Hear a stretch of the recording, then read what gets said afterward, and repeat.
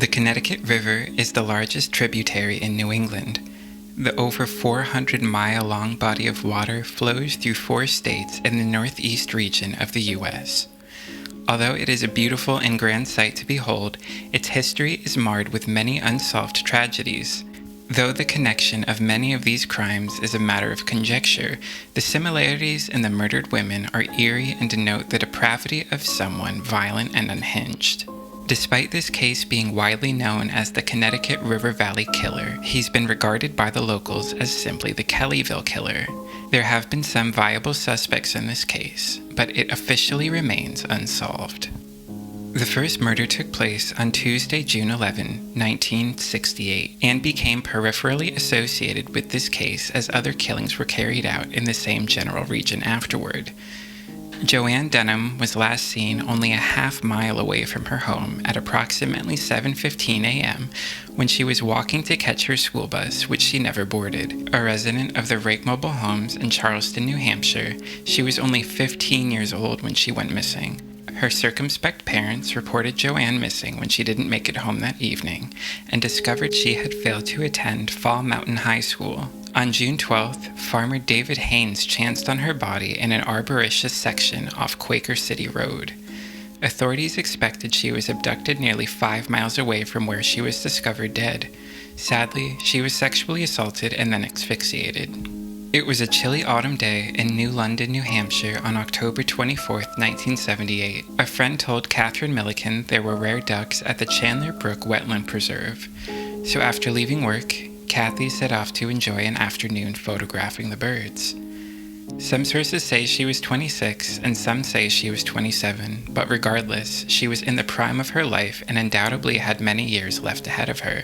That day was the last time anyone saw her alive. The following day, she was reported missing when she was absent from work. It's postulated that shortly after she was last spotted, she was murdered not far at all from her last known location. She was stabbed in the neck and stomach 29 times by an unknown assailant, and her body was discovered a little over 24 hours after anyone last saw her. Her car keys to her Volkswagen Rabbit and her binoculars were found with her body, which was located near the hiking trail she earlier traversed. There were no witnesses, and the crime has no suspects. Mary Elizabeth Critchley was the next unfortunate woman to meet her end at the hands of the faceless New England killer. On July 25, 1981, a friend dropped her off near exit 13 of the Massachusetts Turnpike in Framingham, and that was the last time she was seen alive. The 37-year-old student at the University of Vermont intended to hitchhike her way home to Waterbury, Vermont, which she shared with a friend. On August 9, 1981, her body was discovered in another wooded area, this time off of Unity Stage Road in Unity, New Hampshire. She was approximately 80 miles from where her friend had earlier dropped her off. Because the summer heat aided in the degradation of her remains, the medical examiner was unable to distinguish the direct cause of death, but posited foul play was at hand. Law enforcement later connected Mary Critchley to Kathy Milliken when they further investigated these cases as related and considered the possibility that it was one lone serial killer. If the same person committed these 3 murders, it now officially earned them the title of a serial killer. But the Connecticut River Valley Killer's wrongdoings did not stop here.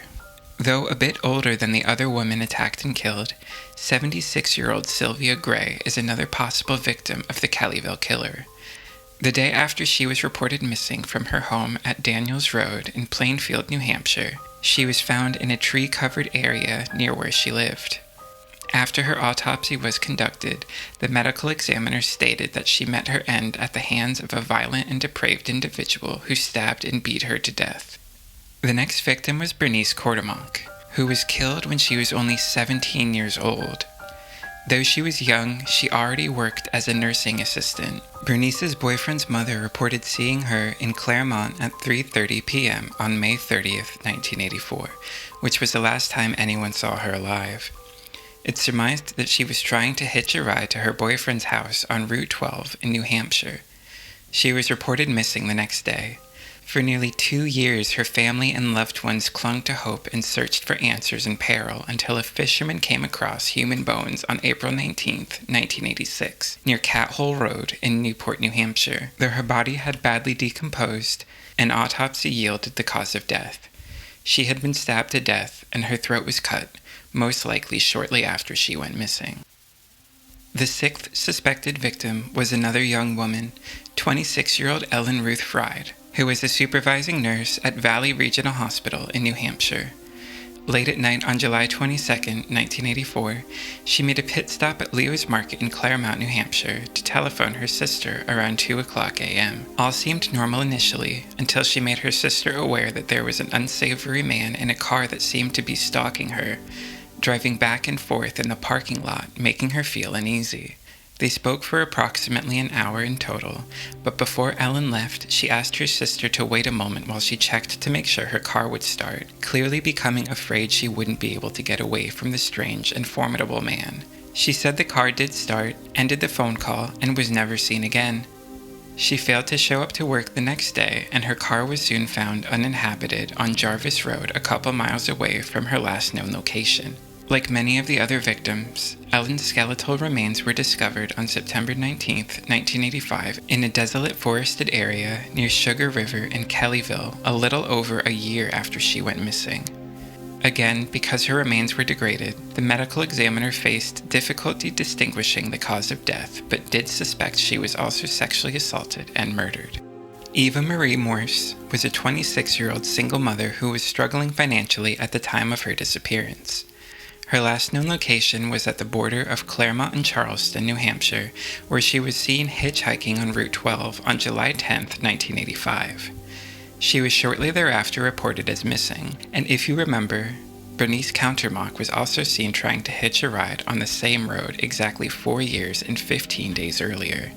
And in another connection to the third victim listed here, Eva's remains were found by a lumberman on April 25, 1988, in a wooded area in Unity, New Hampshire. Her body only 166 yards away from where Mary Elizabeth Critchley was found and miles away from Route 12. And like Bernice Countermock, Eva was repeatedly stabbed in the chest and her throat was slit.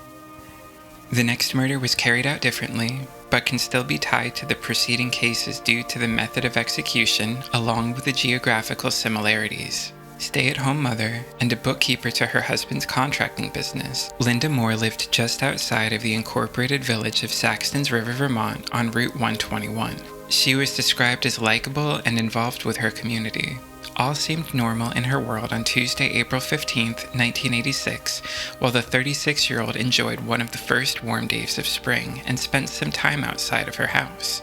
She was last seen alive doing some yard work around 2:00 p.m., but only an hour later, her husband Steve came home to find his wife face down in a puddle of blood in their living room, with 40 stab wounds covering her body. Defensive wounds were evident on her hands and body from fighting for her life. Neither investigators nor Steve found any indications of forced entry, meaning it was possibly someone Linda knew, or, more likely, he was able to sneak in undetected.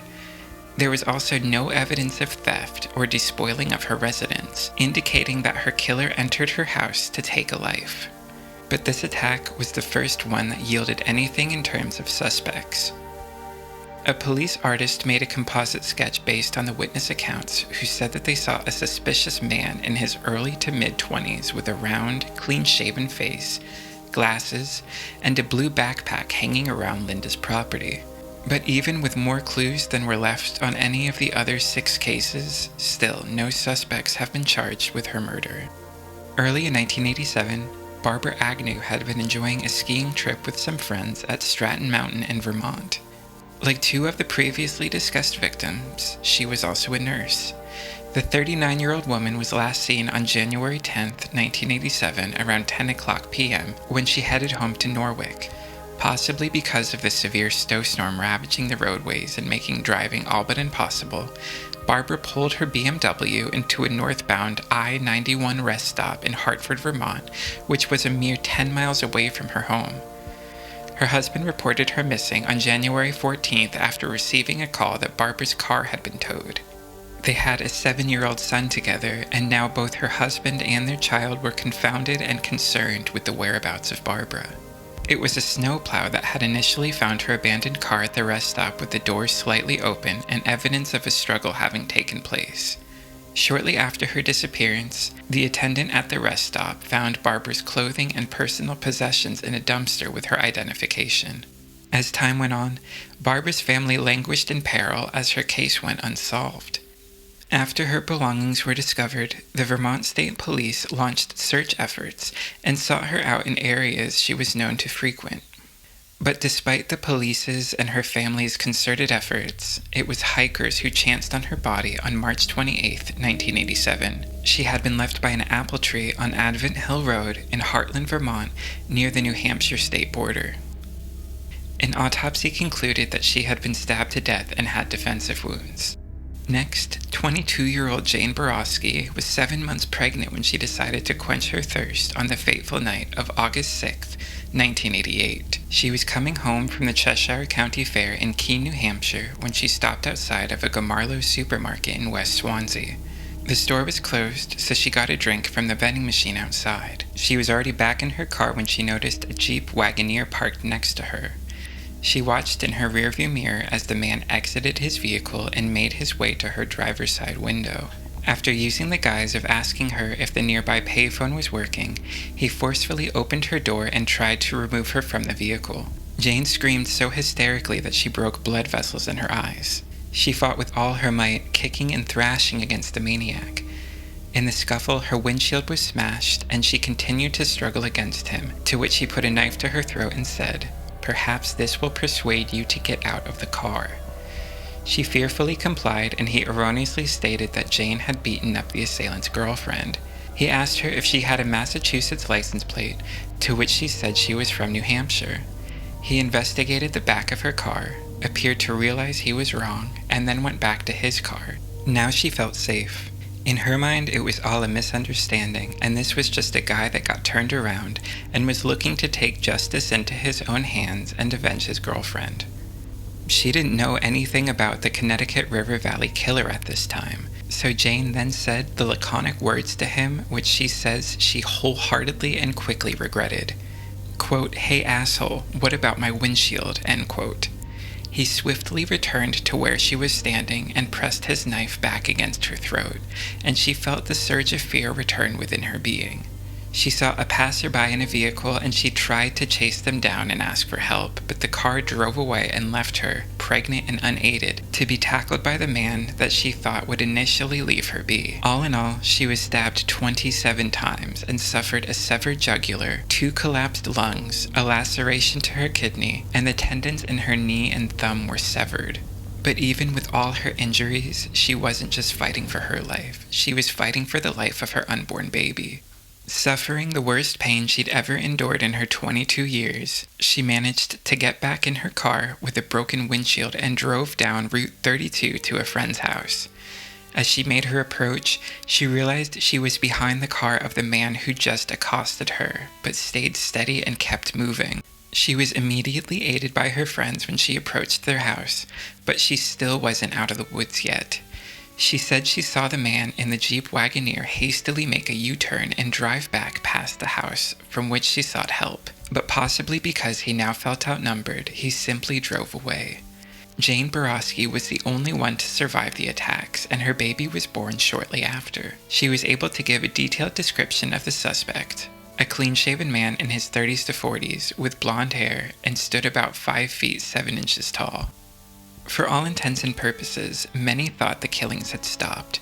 Perhaps the unknown assailant was now circumspect after narrowly being identified. Perhaps he died or went to jail for an unrelated crime. Perhaps he moved. Or perhaps he continued killing. 14-year-old Carrie Moss of New Boston, New Hampshire went missing on July 25, 1989. Carrie was just a kid who had begun spending some time with older kids but still loved horses and wildflowers. She intended on swimming with some friends in Goffstown, only 11 miles away from her house. When she told her family she was leaving that day, it was the last time they saw her. Carrie's family could only hypothesize in despair for almost 2 years until her skeletal remains were found in a wooded area in New Boston on July 18, 1991. She'd never left the town. Authorities were never able to fully discern her cause of death, but suspected it was foul play. Police profiled the unknown subject and suggested he likely possessed several characteristics. He most likely knew the general region and felt comfortable in the area. Detective John Philippin surmised that the killer most likely did a lot of driving, and felt the dump sites of the bodies were thought of as low risk by the killer. As opposed to stalking women and killing them, he would scope out sites he thought were safe to do his evil bidding. Once he was ready, he would abduct women and then bring his victims to the site where he later killed them. According to the surviving victim, Jane Borowski, when she couldn't fight back any longer, the attacks stopped. Detective Philippin hypothesized that the killer would fight the victims until they fought no longer. Perhaps he got a thrill out of their resistance. Some sadists callously get a feeling of excitement out of watching someone beg for her life. He also thought of the murders as a loner with a negative view of women to the point of hostility. Although there are many similarities between the crimes, i.e., nearly every victim being stabbed upwards of 20 times, the girls vanishing or being attacked while they were alone, and mostly being found in wooded areas, many authorities in New Hampshire do not believe all these murders are the work of a single person. It would be impossible to note the first suspect in this case without bringing up another victim who hasn't yet been mentioned.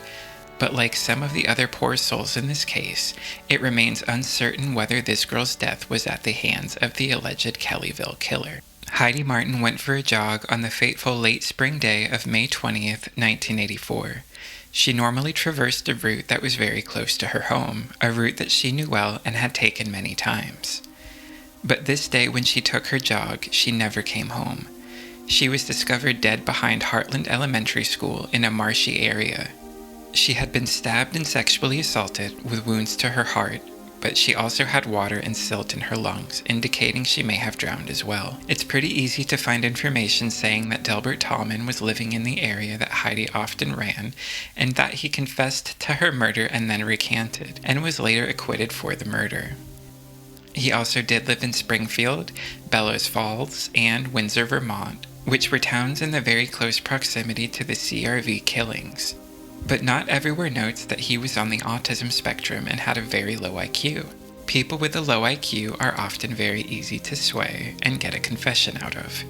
Now, Delbert Tallman was convicted on 2 counts of lewd and lascivious conduct with a child unrelated to these cases, but I couldn't find out exactly what it was that sent him to jail. But in the interest of this case, I will note that even Heidi Martin's sister, April Stone, said that she doesn't think Delbert Tallman is guilty of what happened to her sister. She thought the killer would have had some kind of defensive wounds as well, like scratches from the heavy brush or bruises. Delbert did say he witnessed a bad man do something awful to Heidi and waited for him to leave so he could check on the girl. But when he got close, he saw Heidi was dead and he ran away. In the end, no one was charged with Heidi Martin's murder, and she does possibly remain one of the Connecticut River Valley Killer's victims. Approximately 3 years after Heidi Martin's murder, Barbara Agnew's body was found nearly 1 mile away from her death site. Gary Westover was a paraplegic who shared a shocking deathbed confession with his uncle Howard Minnan, a retired New Hampshire sheriff's deputy. Gary said that his 3 friends brought him along on a night that started with partying and ended with the murder of Barbara Agnew as Gary sat powerlessly and watched. Retired Deputy Minnan relayed this information to his family members as well as local law enforcement, but said that police didn't care to look into Gary's confession. Understandably, Howard Minnan was incensed by law enforcement's lack of interest. He even stated that he wasted his career only to be disbelieved when he all but handed the possible killers up on a silver platter. But it is very possible that one or all 3 men in Gary's confession could have been the culprit at hand for the murders. If all 3 men used similar MOs in different states, it would be a clever way to throw detectives off. 56-year-old Michael Nicolau was a disgraced Vietnam War vet. For a good chunk of time, he resided near where the bulk of the crimes were committed. Michael lived in New England since 1978, which is when Kathy Milliken was killed. He was fired from the army for using civilians as target practice and dropping bombs on innocent people in Mekong Delta. Though he was charged, those charges were dropped and he was treated for PTSD when he got home to the States. Some other people who served with him noted that he would go out with a knife looking for people to kill. He married a girl named Michelle Ashley from Massachusetts, who told her family she was afraid of Michael. He'd verbally berate her, and she was afraid to leave him, although she planned to. When Michelle went missing, Michael told the police he didn't even know her.